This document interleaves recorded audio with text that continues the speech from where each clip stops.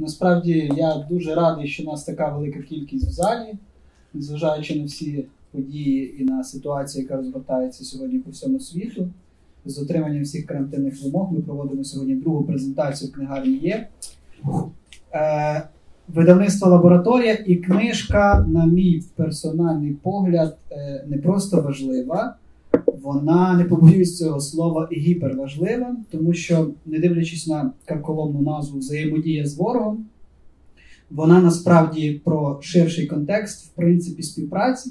А головне, не так співпраці в тому класичному розумінні, як ми знаємо, а співпраці, яку ми всі потребуємо, але не до кінця згідні, що знаємо, як це робити, яким чином взагалі рухатись і до чого це приведе. Тим не менше, ми всі розуміємо, що ми таку співпрацю потребуємо. І я сьогодні запросив на моє глибоке переконання дуже важливих для мене людей, які з покоління тих, хто народився в часи незалежності, добре, відмотаємо рік-два до того, на сьогоднішній день, власне, пушать і рухають цю тему співпраці, виходячи з власних переконань, власних цінностей, і роблять так, як вони це вміють. І я від себе скажу, що роблять вони це дуже добре. Це Владислав Грезів і Павло Калюк. Я хотів би почати з першого питання, це стосується і наших двох спікерів, і воно полягає в тому, давайте почнемо з короткої експозиції, пізніше перейдемо до книги. Владиславе, твоя історія, вона полягає в тому, що ти 3 роки тому на вулиці Ярославів Вал, не пам'ятаю назву в якому закладі, зробив перший нетворкінг. Потім це все переросло до максимально масштабної події, на якій перебувало за ці 3 роки стільки класних, активних і проактивних людей, що просто кожного разу, коли на нього приходив, отримав все максимум і максимум нової інформації, максимум і максимум нових знайомств. У мене дуже просте питання. Скажи, будь ласка, для чого тобі була потрібна ця вся історія співпраці і чому ти створив, власне, цей нетворкінг? От одразу, перше, всім добрий вечір. Одразу буду трошки коригувати, бо перший нетворкінг ініціював мій товариш Віктор Артеменко, і він відбувся навіть не на Ярославому Валу, а це було... Ні. Якщо ви про такі формати, то так. Це було на Сагайдачного в піар-барі, і ще тоді це була просто зустріч, яка була присвячена освіті, але вже тоді формат цей вимальовувався, а далі, так, офіційно перший був на Ярославому Валі, Бодегіти Дель Медіо, здається, називався заклад. Я думаю, ти був тоді теж. І Віктор був ініціатором, я долучився просто до цієї ініціативи одразу ж, тобто ми обговорювали спочатку і одразу ж разом почали втілювати з так само Павлом Бондаренком, потім Іра Шиба долучилася, потім цей проект ще був трансформований.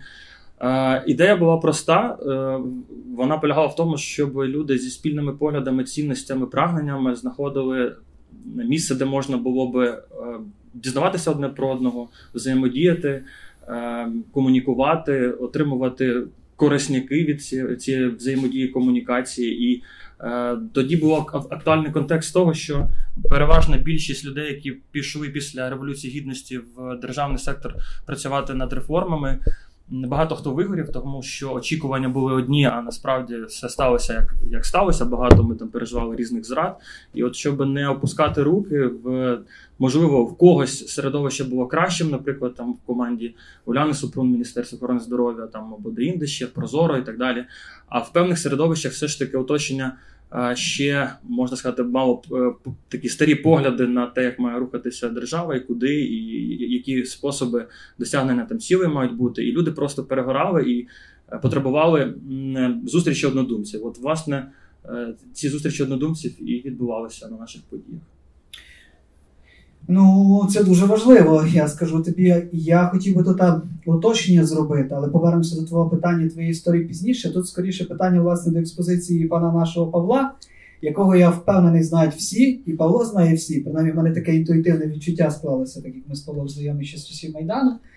І де ми з ним не зустрічаємось, поки ми з Павлом йдемо в якісь короткі там, не знаю, там 15-20 метрів, він може зустрітися і поспілкуватися, і привітатися там з сотнею людей за 15 хвилин. Тому я впевнений, що Павла знає всі, Павло знає теж всіх. І Павло має дуже унікальну історію, оскільки він займається таким мега-класним проєктом під назвою «Подоляночка».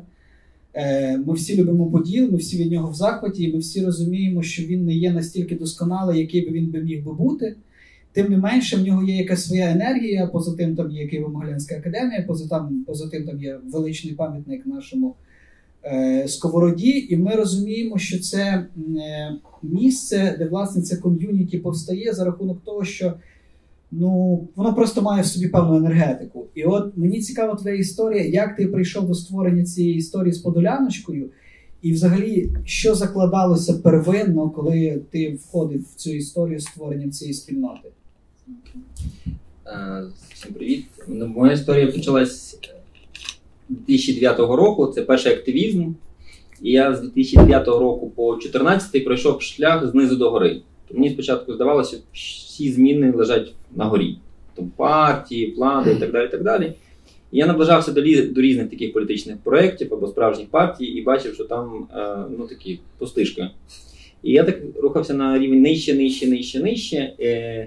І Майдан, насправді, це була насправді велика, унікальна колаборація дуже різних людей. До речі, хвилинку, ми до цього повернемося, тому що це відправна точка нашої наступної частини розмови. Але насправді це дійсно підштовхнуло, як може бути інакше, так?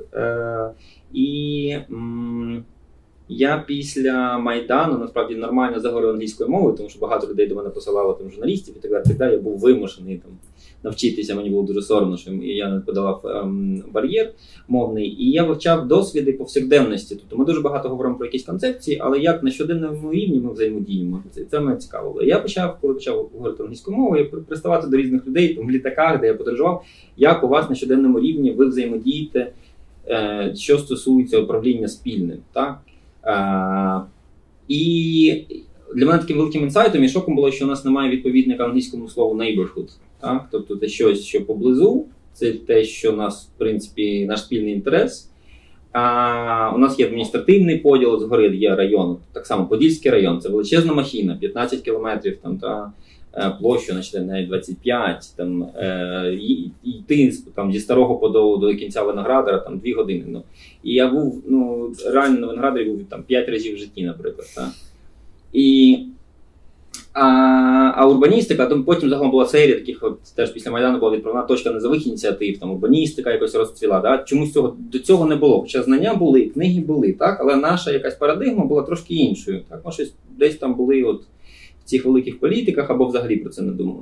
І я все більше і більше цікавився, як знизу до гори побудоване суспільство, і подорожував там в Нідерландах, спілкувався з американцями, з британцями і так далі.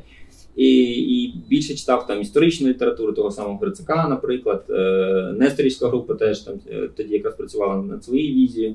І було зрозуміло, що ми дійсно дуже атомізоване суспільство, так? Тому що той самий Майдан, коли він розбігся, не було якихось сталих таких осередків, і Подоляночка з'явилася як певною відповіддю. Тобто, не знаю, чи пам'ятаєте ви своє таке світовідчуття в той період, але тоді така ця енергія так пульсувала, так? І пульсувала вона і одразу після Майдану, і коли почалась війна, та що можу я зробити, так? Що я можу зробити для військових, для фронту, це одна була історія там волонтерства там, і так далі. Що я можу зробити тут вдома, поки люди так захищають нас там, що ми можемо зробити тут.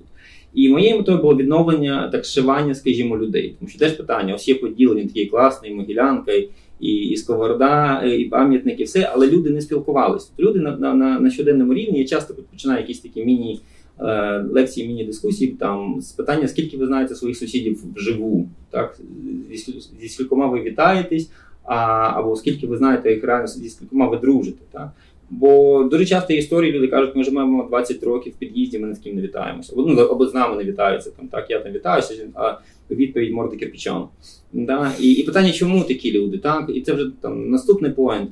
Але демократичне суспільство, на моє переконання, вони не можуть будуватись згори донизу, тому нам треба внести якісь практики, відновити якісь практики, знайти нові практики, як нам щоденно взаємодіяти і нарощувати саме співпрацю і довіру, але знизу до гори. Тому що саме тут є важливий дуже поінт, вона може бути сталою, тому що у нас є спільний інтерес, простір, де ми живемо. Так, але маленька ремарочка, я не отримав відповідь, чому ти створив Подоляночку. Я ж кажу, це була певна така відповідь на постмайдан. Так, що робити після Майдану? Так. Тоді в мене наступне маленьке питання. Ти говорив про те, що там 20 років люди не жили на Подолі в конкретних під'їздах і вони не віталися зі своїми сусідами. Очевидно, це питання довіри, про яку пише Кахейн. Чи ти знайшов для себе відповідь, як з цією довірою працювати на основі того, що ти, власне, працював з людьми, з різними цінностями, з різними соціальними статусами і, головне, переконаннями?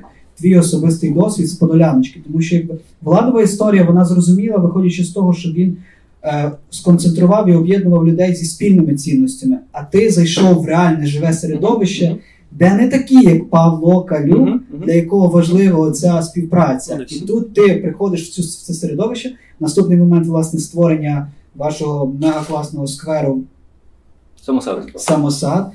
Ну і так далі, ці всі моменти. Як ти зіштовхнувся з цією недовірою в класному середовищі з точки зору там урбанізму, історичного моменту? І ти як ти це почав долати? Ну, перше, потрібен якийсь зрозумілий спільний знаменник, так, що ми робимо. Так, і ми його зазначили, що наше сусідство – це Старий Поділ, це умовно від Поштової площі до Тараса Шевченка. Тобто це конкретна територія. Тут Подолу теж ще повезло, що в нього є зрозумілі умовно контури. Хоча потім через 3 роки ми провели соціологічне дослідження і ще знайшли 4 нейборхуди. Тобто Старий Поділ можна поділити ще на 4 умовно сусідства. Тому ми створили Фейсбук-групу в серпні 2014 року. Додали туди спочатку 200 людей, яких ми знали особисто з Олею Закревською. І Фейсбука теж алгоритми нам зіграли на користь. Вони пропонують це як suggestions. Друзі. І потім кожна людина, яка побула там, вона стає таким певним соціальним брокером. Так? Ми надаємо певний позитивний досвід, скажімо, турботи. Ми показуємо два моменти на старті. Це турбота, і таке певне ненасилля в спілкуванні, жорстка модерація щодо якогось такого агресивного спілкування. Друге – бажання допомогти. Все це притягує людей, тому що люди отримують якусь турботу стосовно свого сталого місця. Тому що саме місце, якась певна ця територія невелика, є тим магнітом інтересу. То його варто зазначити. Тому що дуже часто він є в якихось спільнотах, але вони територіально розсереджені. Так? А це тут є зрозуміла точка така повсякденності. Тобто, знову ж таки, ми зараз плавно будемо переходити до книги, але паралельно з тим, те, що я хочу зафіксувати з наших експозицій, це виходячи з того, що як, Павло, твоя історія, так і історія Владислава полягає в тому, що ви шукали певну спільну цінність і спільну мету, яка може об'єднати нас всіх, конкретно ваші кейси, об'єднати ту частину людей, які вам близькі. Я від себе хочу сказати про історію книги Адама Кахейна, власне, і чому ця книга сьогодні стоїть тут на полицях, і чому вона така важлива, тому що, і чому, власне, я вас запросив на цю презентацію. Вся історія полягає в тому, що він в цій роботі пропонує подивитися на співпрацю з кардинально іншої сторони. Тому що те, що пропонуєте ви, і те, в принципі, до чого ми всі з вами звикли, це називається традиційна класична співпраця. Коли в нас є спільна мета, в нас є спільні цінності, і в нас є люди, з якими нам комфортно поряд. Плюс-мінус, ми можемо там мати якісь мінімальні розбіжності, але вони зазвичай менші, ніж ті позитивні якості, які в нас є. І тут в мене є дуже вагома причина, і це питання не тільки до вас, а питання до всього залу, і в принципі питання до тих, хто нас зараз дивиться онлайн. 2014 рік. Виникає таке явище, як Євромайдан. Євромайдан був спровокований абсолютно зрозумілими політичною кон'юнктурою, я би це назвав. Тим не менше, за наступні 3 місяці ми бачимо щось абсолютно немислиме. Ми бачимо консолідацію суспільства, яке реально про багато розбіжностей просто-напросто забуло. Питання мови, питання віросповідання, питання соціальних статусів і так далі, їх можна перераховувати. Тому в мене наступне питання до вас обох. Влад, Павло, я думаю, що Влад буде перший, ти що не говорив. Як ви для себе розуміли феномен Майдану і як це можна коригувати з тим співвідношенням, про що пише Кахейн? Чи є ця, поза його книгою, не класична гнучка співпраця, коли ми відчуваємо, що є якась спільна велика мета, не так. перепрошую, не спільна велика мета. Ми всі чудово розуміли під час Євромайдану, що щось не так. Але ми не знали, як має бути. І щось не так нас вивело бути разом і співпрацювати разом. Тому я хотів би почути вас, як ви для себе розібрали це явище. Тільки один момент і, скоріше, прохання. Не з точки політичної логіки, а з точки взаємодії людей. Що ви тоді відчували за оці 3-4 місяці? Ну, якщо можна трошки спойлерити книгу. Будь ласка, ми для цього тут зібралися. Так, то, ну, власне, Хейн це і описує, те, що ти вже озвучив, коли люди відчували, що щось не так. Оцей принцип другої співпраці, про який він пише «Гнучка співпраця», і він же побудований на тому, що людям достатньо просто погодитися з тим, що те, що зараз відбувається, це не ок, і всім це не ок. І те, як має бути, розуміння немає, принаймні поки що всі погоджуються з тим, що так далі бути не має. І, ну, судячи з усього, якраз це і стало точкою зборки всіх людей з різними поглядами, з різним баченням майбутнього України. Проте це бачення точно критично не збігалося з тою реальністю, яка на той момент склалася, і це дало можливість такому масовому явищу утворитися. Якщо пояснювати це не з політичної точки зору, а з суспільної, напевно, так. Мені здається, ми повністю не відрефлексували, і це складно відрефлексувати, тому що це був дійсно мегамікс дуже різних спільнот, і багато хто з них міг йти там умовно паралельними курсами і так далі, і так далі. В соціології є таке поняття, теж про нього відносно недавно дізнався, оборонне сусідство. Так, це таки була спільна загроза, і вона змушувала так об'єднатися дуже різних спільноти проти якогось такого спільного ворога. Так. І хтось мені казав з друзів, що соціологів, здається, Алла Петренко, Лисак, що оборонне сусідство – це феномен, коли можлива солідарність без довіри. От. Це слушно, власне, Хейн про це тільки пише, тільки там кейси його набагато жорсткіші, ніж українська історія. Так. Поки що. І, ну, тобто, власне, плюс-мінус так, тому що, знов-таки, повністю там я себе не відчуваю так легітимним повністю аналізувати Майдан, і я думаю, що насправді ще багато роботи не було пророблено, тому що ми побігли сильно вперед. Ми взагалі, от, я пам'ятаю це відчуття, як дуже швидко час прискорився, так, і потім увага переключилась на Крим, потім на Донбас і так далі, і так далі. І насправді інколи просто перебираю там фотографії, скріншоти різних постів, і дуже корисно для рефлексування подивитися свої пости там тогорічної давності там в Фейсбуці, тому що ми сильно забігли вперед, і знов-таки, якщо так трошечки, можливо, не теж скептично, прагматично, все-таки на Майдані, здається, це вже казав покійний Бекешкіна, що було не більше, ніж 15% населення України задіяно, да, хоча б раз були. Тобто це не було, насправді, тим явищем, можливо, настільки безпосередньо там, об'ємним, як нам здається, але міф, який навколо цього був створений, так, і він, безумовно, був такий набагато більшим. Ну, це нормально. Якось так.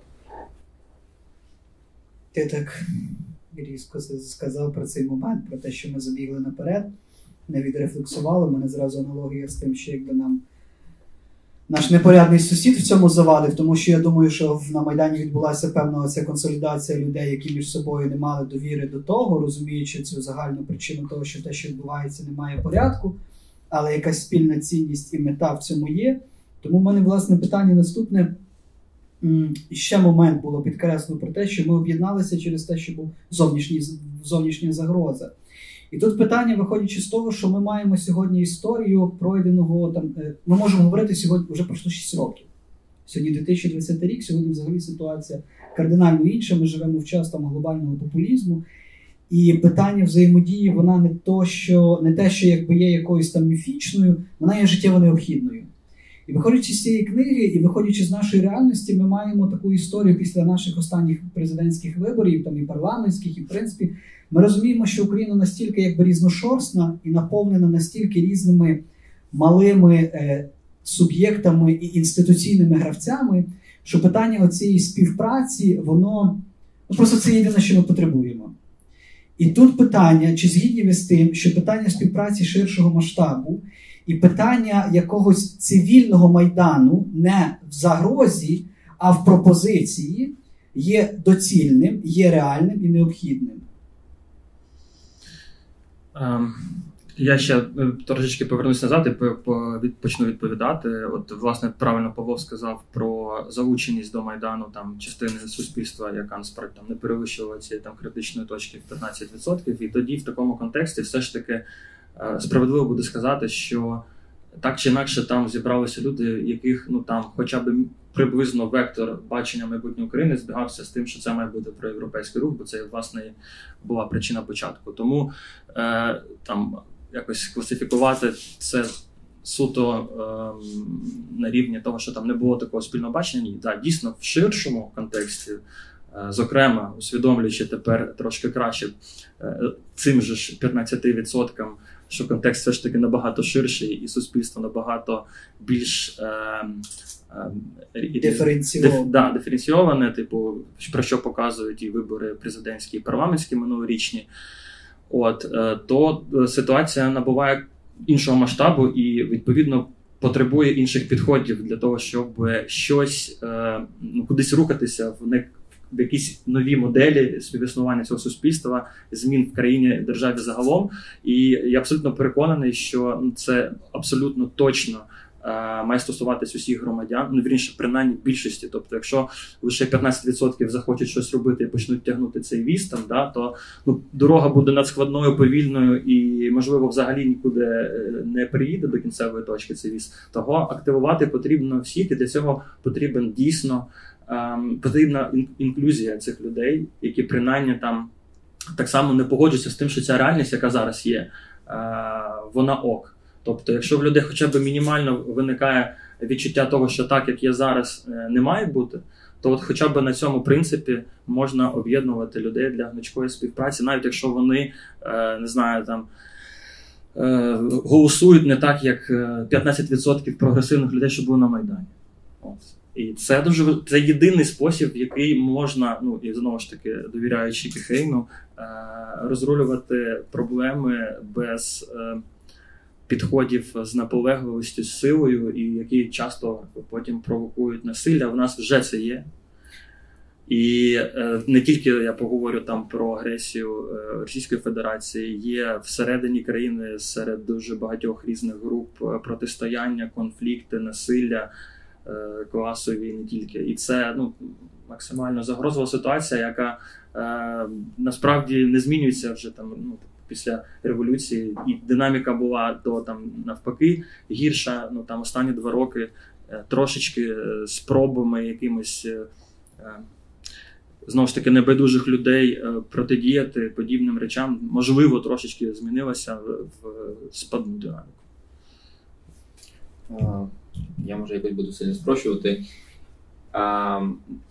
Мені здається, ключове питання, коли прижме і що прижме.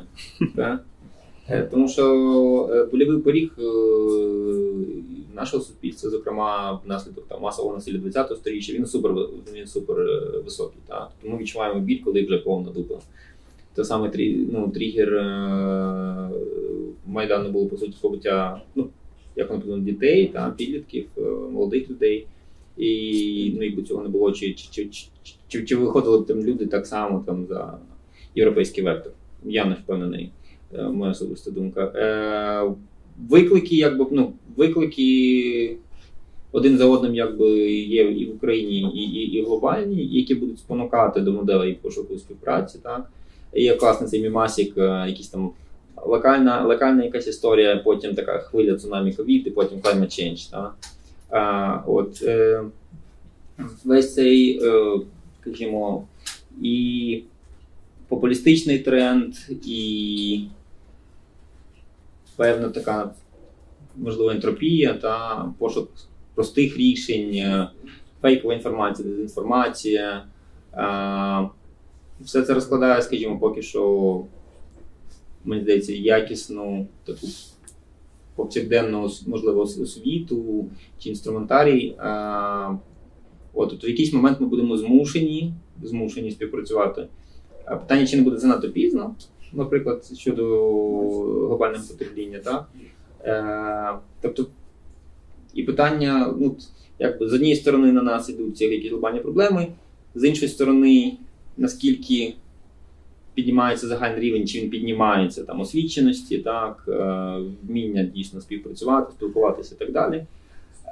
І проти нас грає дуже багато чого на такому, знов таки, я дуже багато говорю про повсякденність, але ми які б ми там стратегії не мали, там, от, що ми там щось будемо робити, є ця проста, але класна фраза, що так, культура пожирає стратегію на сніданок. І питання саме, як змінити культуру. Там, ми говоримо про дуже багато штук, але як їх імплементувати на повсякденному, на щоденному рівні. Кахейн, до речі, в цій роботі, там є дуже одна хороша така ремарочка, тому що він постійно якби ставить в конфлікт два моменти. Це, власне, якась індивідуальна візія, яку ми можемо нав'язувати, і яка може бути візія спільна. Що може бути спільне, як певна об'єктивність. Те, що я там вичитав, я був вражений, і я це чудово раніше розумів, але тепер, якби після там певного короткого проживання за кордоном, я зрозумів, що це насправді єдина стратегія 21 століття, і вона, в принципі, якби працює на Заході, і, в принципі, вона буде вести суспільство в 21 столітті все далі і далі і далі до еволюції. І він називається дуже класно простим поняттям – плюралізм. Плюралізм – це той об'єктивний вектор, який дасть нам сьогодні розуміння того, що ми різні, і ця різність нас доповнює. Якщо ми працюємо з цією різністю, визначаємо і розуміємо, що кожен з нас має свої переконання, свої цінності, і ми не повинні з цим не погоджуватись, і ми повинні визнавати цю об'єктивність. Якщо ми цього не визнаємо, то ми наражаємось постійно на оці якби дрібні конфлікти, які просто-напросто завжди будуть мати спротив. Тобто, умовно кажучи, все, що відбувається сьогодні в якихось там прогресивних, там, проєвропейських там ідеях, чи це стосується там ЛГБТ-тематики, чи це стосується там прав людей, вони завжди мають відповідний опір більш консервативної частини суспільства, які просто приносять в суспільство подразники інформаційні, але це ніяким чином не веде типу до розвитку. Тим не менше, я бачу, що ці люди, які займаються цими питаннями, постійно пушать, тому що це якби питання завтрашнього і післязавтрашнього дня. Я, звісно, багато про цей момент якби думав, і виходячи з цього, якби питання до вас конкретно стосується, як ви бачите переформатування ваших проєктів, в яких ви безпосередньо приймаєте участь, це і нетворкінг, і подоляночка, виходячи з того, що карантин сьогодні поставив всіх на паузу в якомусь моменті, а з іншого моменту він нам дав якби шанс подивитися і змінити оптику. От чи думаєш ти, Влад, що змінотворці там через наступні півроку зможуть до себе залучати тих людей, які ми по своїй там чи природі, чи цінностях, чи переконаннях не особливо то розуміємо і підтримуємо? Я знову буду коментувати попередню відповідь і розкажу про це питання, там відповідь на питання. Паша сказав про просвітництво, і от ти потім, як ключ, да? І ти говориш про ці от проблеми розбрату і несприйняття думок, про плюралізм і так далі. І просвітництво обов'язково одна з компонент, яка може вирішити це питання. Я тут більше бачу, вже напевно на досвіді, стикаючись з різними ситуаціями, що все ж таки глибинніша проблема, і вона так само корелює з просвітництвом, освіченістю, це зрілість суспільства. У нас воно вважається молодим, як і молода нова українська держава, і це суспільство зростає, на своїх помилках вчиться, і тут якраз книжка Кахейна може допомогти це нове знання, принаймні його оформити, ті здогадки, які там вже існують, про важливість діалогу, про важливість цієї гнучкої співпраці, коли дійсно там кінцева мета не визначена, але відправна точка всіх об'єднує в тому, що тут залишатися більше не можна. Тобто це відкоментував. Стосовно твого питання, ми теж поставили на паузу. Я не бачу з етичних міркувань, безпекових міркувань можливості робити зустрічі там на 300 людей в обмеженому просторі, навіть якщо це на вулиці відбувається. Я сам перехворів, і відповідальність таку, якби, ну, типу, брати на себе важко, коли це водночас все ж таки дозвілля, да, формат проведення свого там вільного часу. І очевидно, що багато корисних речей там на наших подіях відбувається, проте все одно. І ми вже переформатувалися. Що ми робимо? Ми намагаємося знайомити людей в онлайні, користуючись інстаграмом. І да, в Instagram Stories дуже цікава механіка, можна знайомитися, зайти, подивитися.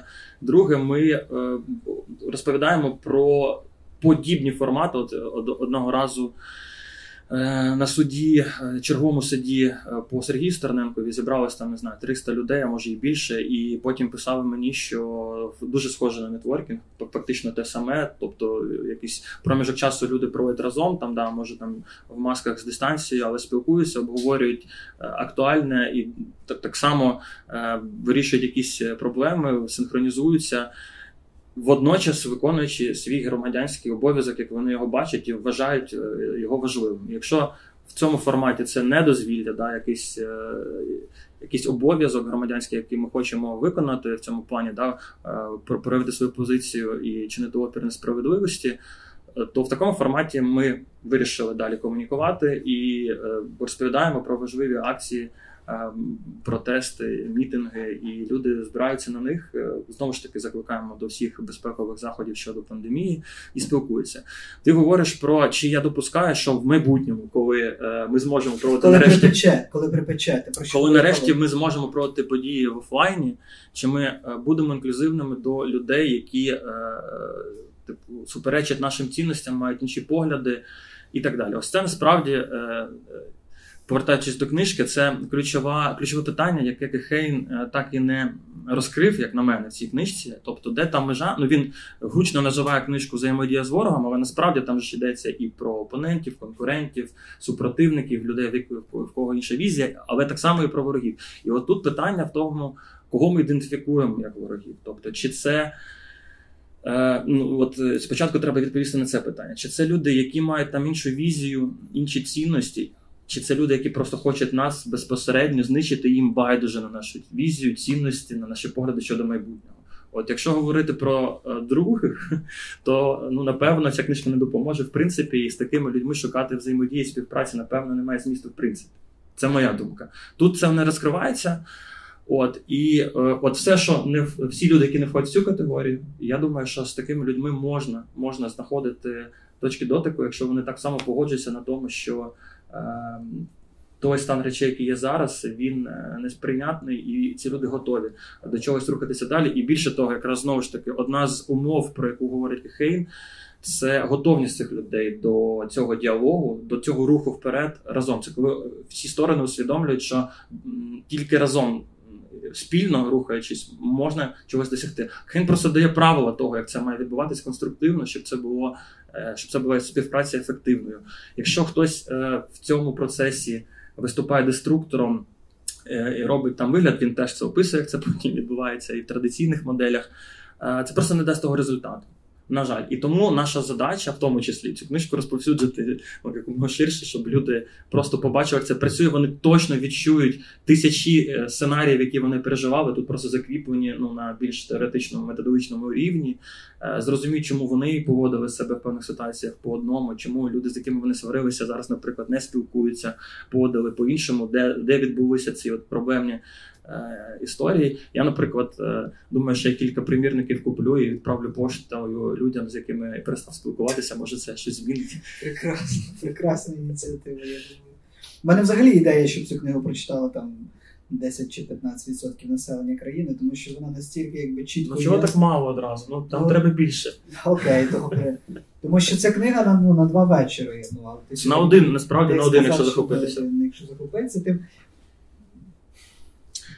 Я відповів, що це в теорії можливо, тільки треба зрозуміти, хто точно там буде мати всі свої прагнення, деструктивно до інших людей, які в процесі, і їхня візія лише заключається в тому, що немає майбутнього в цьому середовищі, цього середовища не має бути. якось так, напевно. Це я так утрую, а відповідь є більше у книжці. Це, власне, тепер, Павло, до тебе питання про... Якщо корупціонери захочуть бути в Подоляночці. Чи ти їх приймеш? Ні, ну в принципі це дуже конкретне питання, по суті. Як ти бачиш розвиток Подоляночки з позиції того, що там будуть залучені люди, з якими тобі некомфортно? У мене такі купа кейсів, насправді. Я не впевнений, що я хочу на камеру про це поговорити, тому що це потім може руйнувати довіру, але насправді це дуже важко. Тобто багато з цих кейсів, виписаних в книгі, я проходив наживо за останні 6 років, вже там 6,5 років модерації і різних проєктів. Але найважливіше, простий інсайт, який мені допомагав залишатись на плаву і в емоційному плані, і залишатись конструктивними, це дуже така проста думка, що всі люди народжуються хорошими. Всі діти народжуються хорошими. Так? Всі хочуть щастя, всі хочуть якихось дуже простих речей. І коли ти це згадуєш в момент якогось такого заміса, дуже, дуже легше. Особисто мені зі мною це працює і допомагає, умовно кажучи, рухатись вперед. Хоча буває дуже неприємно. Прямо буває, що під одним дахом в багатьох проєктах насправді вживаються люди з дуже різними ідеологічними поглядами. Але ти розумієш, що у вас спільно щось вийшло. Так? І воно існує, і заради цієї сталості, заради, щоб цей проєкт існував, приносив якусь там суспільну користь, вам треба десь, скажімо так, ви в одному човні, вас трясе, але ви такі прижало, так? Тому бувають різні штуки. Безумовно, діалог тут теж, якби описаний кейс у Кахейна про історію в Колумбії, але потрібен якийсь там безпечний простір, потрібна якась ініціатива для діалогу. Не завжди дійсно ти можеш всадити всіх за один стіл для переговорів, але якщо тримати, принаймні, ми якби слабкі достатньо є в соціальному капіталі два поняття: bonding, як ми між собою там пов'язуємося, і bridging, як ми з різними іншими спільнотами. Там ми дуже слабкі в цьому bridging, в будівництві мостів, і тут нам всім треба вчитися цьому, і я думаю, ця книга буде дуже сприяти. Ну, я так думаю, що резюмуючи нашу історію, виходить, що два моменти. Для того, щоб нам еволюціонувати, нас має припекти. І, в принципі, в нас є сьогодні і люди, і кейси, щоб дійсно співпрацювати. Я думаю, я не розраховував, що ми будемо тримати цю дискусію дуже довгою, тому що книга, насправді, дуже коротка і дуже чітка. Я реально рекомендую, щоб її прочитав кожен. І, Павло, ти ж теж будеш надсилати новою поштою тим, з ким ти не спілкуєшся? Спочатку Подолянець. Тому я хотів би, можливо, є питання з залу, можливо, є хтось, хто хотів би кинути в нас камінцем і сказати: ні, ніякої співпраці, тільки диктатура, тільки лідерство, тільки позиція. Андрій Колошов пішов. Окей, будь ласка.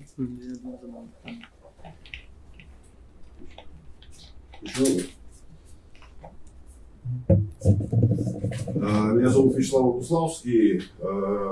Я тоже довольно давно занимаюсь тем, что называется соцархитектура и социнженерия. И, конечно же, так сказать, кейс, открытый всеми нами, я считаю, на Майдане, продолжает двигать и мной в том числе. И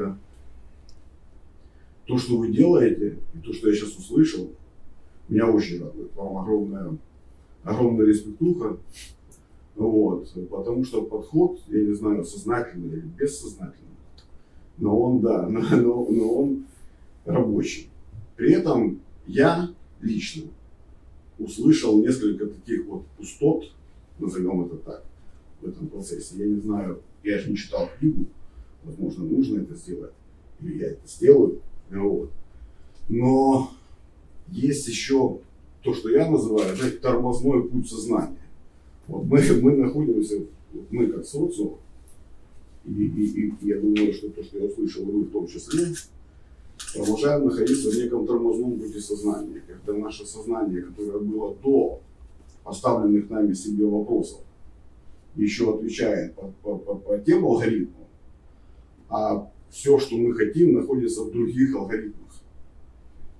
И в этом смысле взаимодействие с ворогом, по мне, бессмысленное название.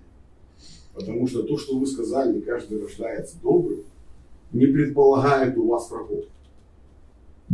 У вас, не у них с вами, а у вас с ними.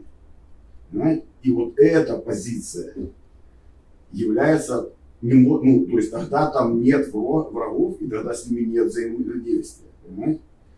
То есть там другая логика вообще взаимодействия, там другие концепты и подходы взаимодействия, отходящие от вас. И тогда враги, даже иногда, как это правильно сказать, враги растворяются. Вот химия, о которой мы говорим, враги растворяются. Ну и очень радостно, что я благодарен, и мне радостно очень сильно действительно, что начинается разбирательство вот этого кейса с человеческого. То есть мы доходим до альфа и омега, да? Все социум это придуманное людьми. Мы можем завтра перепридумать все полностью. Ничего нет того, что нельзя изменить, если мы примем такое решение. Я имею в виду социального характера. Да? Поэтому, то, что вы делаете, то, что вы щупаете, но, конечно же, люди с разными ценностями, это не проблема. Ценности, это такая, даже принципы у нормальных людей на каком-то этапе поддаются критике и могут быть изменены, и это не предательство, это нормальная эволюционная история.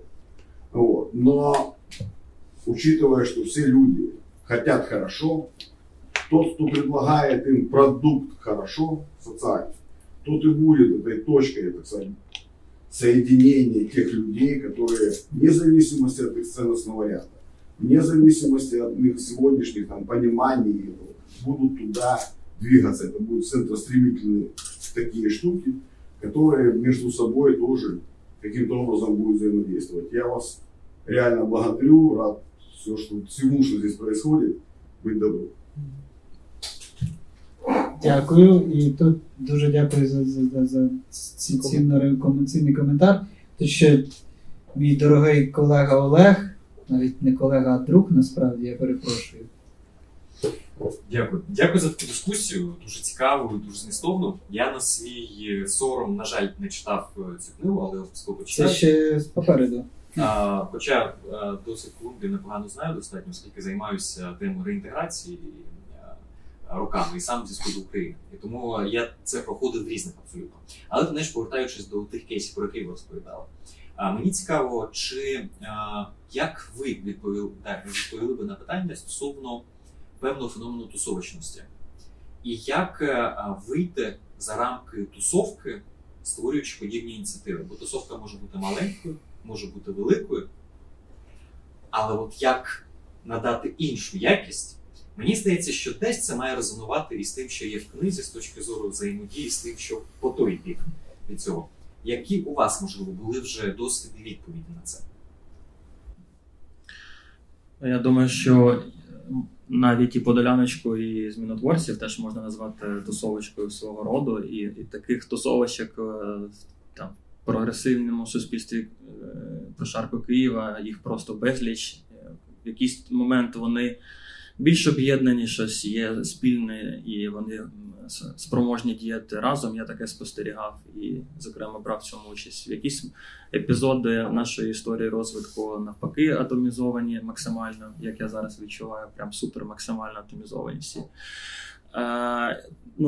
Напевно, є певні атрибути, які цих людей тримають разом, там, професії, погляди, політична приналежність до громадської організації, може навіть територіальна. Як будувати оці bridges, чи як ти сказав? Це дуже важлива річ, і тут, напевно, або якась частина людей з тусовочки мають бути готовими до прийняття іншого і мають виходити з базису того, що Інша людина, якщо вона має іншу думку, то вона, напевно, її не просто так має, і хоча б послухати її і зрозуміти, поставити себе на місце цієї людини – це вже перший крок. В нас, на жаль, така практика не вкрай популярна, але є такі фасилітатори, є такі люди, які вміють будувати, з лідерськими, як правило, якостями, але не завжди вміють чути, слухати і намагаються розібратися, чому думка відрізняється, чому позиції відрізняються. І коли в цьому спільному діалозі ви намагаєтеся, знову ж таки, як Хен каже, і гнучко, і навпаки в суперечках обстоювати свої позиції, ви прогресуєте і йдете далі. І якщо кінцева точка, вона конструктивна, тоді дві ці тусовочки, 20 середовища мають місточок, і далі там взаємна інтеграція дає купу крутих подій. Я таке бачив неодноразово, це супер круто, працює, і дуже багато робило користі і робить далі, може не в таких масштабах зараз, принаймні з того, що я спостерігаю. Відповів. Я теж плюсую, що багато слухати, у нас з цим, напевно, чи не проблема, чи не поширена практика насправді. Але мій конкретний досвід щодо тусовочки, в мене є все-таки визначені нашої спільноти, є конкретні визначені території. Вона спрощує, в принципі, розуміння. Ми практикуємо всіляко, транслюємо відкритість. І я, як ком'юніті менеджер, теж запрошую всіх. Я прямо до людей пристаю в кав'ярнях, ви живете на Подолі, додавайтесь подоляночку, або з інституціями, з бізнесами. Намагаюсь теж якось практику добросусідства своїм прикладом показувати. І так само, якщо з'являються нові бізнеси, я їх запрошую, я їм допомагаю промотуватись. Я кажу, ви тільки відкриваєтесь, заходите до нас подоляночку, можете зробити перший пост для будь-якого бізнесу, а апдейти в коментарях. У нас немає платних постів, але просто у нас є політика запобігання такому цифровому перенасиченню. Тому що те, що проти нас грає, це величезна кількість контенту, такої інформаційної глюкози. Якщо відкрити тренди Ютуба, то там дуже сумно стає. Тому в моєму кейсі це, напевно, простіше. З іншої сторони, я теж не бачу, в принципі, нічого поганого. Тусовка – це якийсь такий зрозумілий центр тяжіння, можливо, якась локальна ідентичність і так далі. А все інше, ця взаємодія, це вже питання теж діалогу і налагодження тих самих місточків. А народ может стать тусовкой? Вот такой странный вопрос. По вашему мнению, украинский народ может стать тусовкой? В контексті планетарному вже став. Вже став. То есть вот этот центр притяжения вже создан. Ще не менше по атрибутах, які нас об'єднують, культурних і історичних. Тому в глобальному контексті ми як окрема тусовочка українців, є така окрема тусовочка іспанців і так далі. Благодарю. Підсумовувати? Я дуже зачепився великий нерв, напевно, з цієї ситуації по співпраці, але мене згадали один важливий момент, про який пише Кахен в своїй книжці. Це ще один стимул для того, щоб її прочитати. У нього, до речі, є ще одна книга конкретно присвячена цій тематиці. В нього є таке два поняття, які він ставить поряд, і він там класно дає ілюстрацію. Ці два поняття називаються любов і сила. І суть цих понять полягає в тому, що будь-яка взаємодія на будь-якому рівні полягає на тому, що ми приймаємо потребу іншого завжди. Але ми, як особистість цілісна, тому ми повинні відстоювати себе. І коли ми балансуємо між оцим відстоюванням себе як цілісною особистістю з розумінням того, що інша людина є також цілісна особистість, і ми маємо з нею взаємодіяти, тому що це класика філософії, людині потрібна людина, все зводиться до того, що як тільки ми включаємо в собі оце індивідуальне розуміння цих двох речей, то далі просто відбувається щось кардинально інакше, і тоді включається щось, що я називаю насправді драматургією, тому що я навчився дивитися на життя з драматургічної точки зору, і це моя якась інтерпретація, що насправді всі люди цікаві тим, що вони живуть, вони мають якісь переконання, і це вони за ці переконання готові стояти. Тому коли ми усвідомлюємо цю всю історію і цю всю ширшу парадигму цих різних особистостей, ми намагаємося розуміти, що ми можемо з цього зробити ширше. А далі питання цього лідерства. Хто візьме на себе відповідальність запропонувати спільний човен? Куди він же попливе, це вже інше питання. Питання в тому, хто візьме відповідальність за те, щоб цей човен наповнити. Тому це моя остання ремарочка, можливо, що Влада і Павла буде, і на цьому я хотів би завершити нашу історію, тому що все ж таки важливо прочитати книгу, донести меседжі своїм друзям, колегам і ворогам, тому що, на ваше зауваження, вороги в його контексті – це люди, з якими ми не згодні в більш радикальному розумінні. Це не ті, які нас хочуть знищити, чи ми повинні знищити. Це ті, з якими ми просто конфліктуємо. Наприклад, моя мама може посваритися своєю з дружиною, з сусідом, з родичем, і все, вони вже на ножах. Для неї вона неприйнятна на якийсь період часу. Тому я не можу сказати, що вона і розуміє, ідентифікує інакше, ніж ворог. Хоча, очевидно, вона так і не ідентифікує. Тим не менше, це просто є до ремарочки. Дякую. Так, це назва трошки більш з маркетингової точки зору, але там ті аспекти теж підняті. Я не скажу, що можна застосувати все, що я прочитав в цій книжці. Вірніше, не можна, напевно, щось з книжки прям так сильно застосувати на умовну ситуацію, пов'язану з війною Російської Федерації проти України, тут навряд чи. Але з приводу відповідальності буду тоді завершувати. Відповідальність запропонувати цей човен, я думаю, лідерство, яке ти говориш. Я думаю, що мало просто відповідальності за цю пропозицію. Тут важлива ініціатива спроможності організувати цей човен і його пасажирів. Тому що просто запропонувати, як ми вже бачимо в нашому суспільстві, клас. А щоб там були ці люди і наповнили його, це важливіше.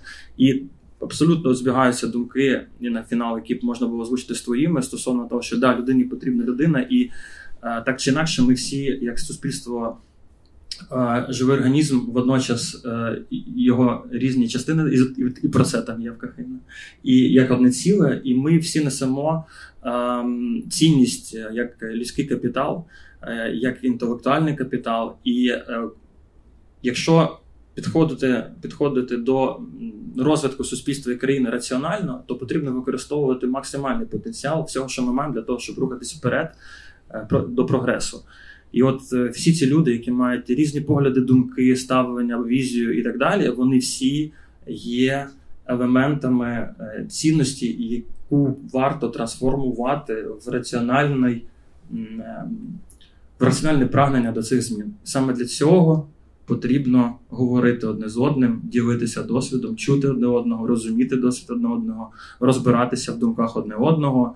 І ця книжка, зокрема, допоможе, можливо, зробити один крок в зрілості вгору для того, щоб змогти той діалог конструктивно вести. Дякую, що запросили. Я вдогонку поки що запам'ятав, щоб не забути. Про човен.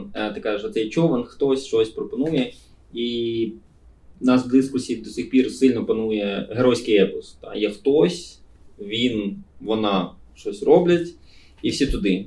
І це, насправді, здається, в масовій культурі цього дуже багато. А про човен, мені здається, спочатку треба домовитися, який човен. І нам потрібен... За Кахейном ніхто ніколи не домовився, який човен. Ніколи. Але... В принципі, політика сьогоднішня це і пропонує. Більше, мені здається, просто, що може бути помічним певний такий перехід або відхід, або додаткове промотування такого лідерства інтеграторів. Ті, хто якраз будують місточки, ті, якраз, які ініціюють спільноти, ті, якраз, які модерують діалоги і так далі. У нас це достатньо все-таки маргінальна роль. Це соціальні брокери, я бачу дуже класне дослідження Українського католицького університету. Соціальні брокери, вони в суспільстві позиціонуються достатньо на маргінесі. І оскільки, якщо ми так відкриємо якийсь такий загальний медіадискурс, то там не про це. Це перше, а друге теж пам'ятати про наш контекст. От я розказав про свою маму, і я теж пам'ятаю своїх батьків, так, і теж якісь там спроби діалогу, спроби якихось змін, там, моделей поведінки, взаємодії. Не зупинятись, мені здається, що дуже важливо не зупинятись на питаннях, а чому? Чому так люди себе поводять, так? Спробувати їх зрозуміти. Тому що контекст дуже має значення, наш контекст, як і будь-який контекст, дуже унікальний, але знову-таки масове насилля 20-го сторіччя, воно залишило великий відбиток якраз, що от одразу всі на ножах, так? Тому що це Грицак, Глібовицький, Пасхавер, про цінності, безпекові цінності. Я це відслідковую зараз, вже будучи в свідомому віці у своїх моєму діду 91 рік, бабусі 86 років, люди пережили. Якщо уявити, що ці люди пережили, це просто вибух мозку. І дійсно це дуже впливає на їх культуру, яку вони намагалися мені закласти. Що нікому не довіряй, нікого не висовуйся. Тіше їдеш, далі будеш. Всі ці речі, і вони... Дуже багато їх є про Майдан казали, що він не відрефлексований. А скільки цих речей не відрефлексовано також, і це теж питання. Дякую. Навзаєм.